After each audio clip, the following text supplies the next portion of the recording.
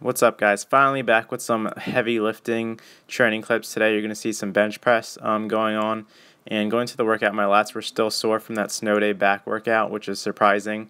My body's just not used to all that volume, so that's probably why I had some DOMs going on.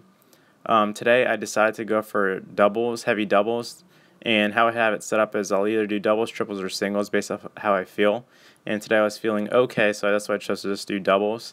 And I've done 230 before, so that's why I picked 235. And on this first set, you can see my friend, he kind of helps. I told him not to touch the bar, and he really didn't help me push the weight back up that much, so that's why I'm going to count that rep. And as you can see on the second set, I do get both of them by myself, so I definitely have the strength in that first set to push both of those reps. Second was a little bit of a grind, but still got it up. Let's see how the third set goes. And even though this is the first time I'm handling 235, I'm not going to count it as a PR just because that's the way that program is set up. It's kind of linear based, so every time I progress and get the weights, I'll increase it. There you can see the second rep, he kind of touches the bar a little bit and helps me a lot through the lockout, through that little sticking point there. So for some overload work, I don't have a slingshot, so I decided to do 255 pounds. And this is definitely the heaviest weight I've ever felt.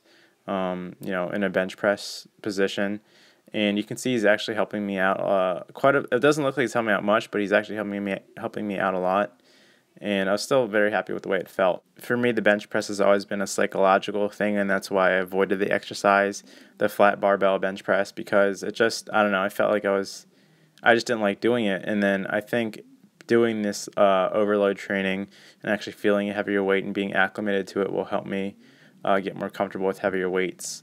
And it's surprising how light the weights feel after you're just holding that 255, because this 185 felt like 135. It was honestly the lightest 185 has ever felt. And for the Spoto press, this second set was kind of all over the place. My pauses were not great. I'm my biggest critic, so I agree that they weren't that great. But on the third set, my friend actually pointed it out to me, and he gave me some verbal cues telling me to pause and press back up. So that definitely helped, and I was able to, by doing that, I'm able to reap the benefits of the Spoto press.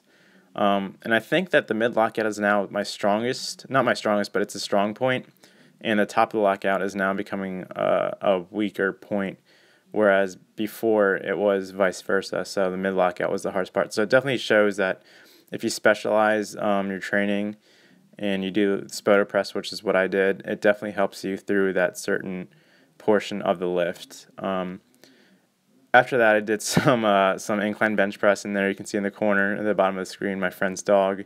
He doesn't even care. He's just looking out the window. But I wanted to get some more volume in, and I like training my upper chest. And my friend's dumbbells goes up to 50 pounds, and I usually like doing incline dumbbell press. But because it was only 50 pounds, I didn't want to have to do like 12 to 15 reps of it just to feel a good contraction. So I just did 150 pounds here, kept it pretty light, focusing on the contraction and the feel.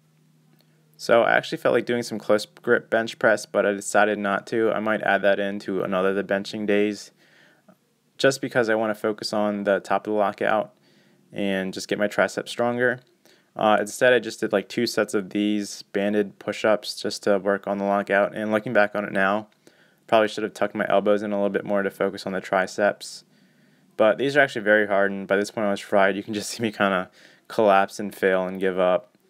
And after that, I moved on to some banded crossovers. If you don't have like a functional trainer or a cable crossover machine, this is a good alternative.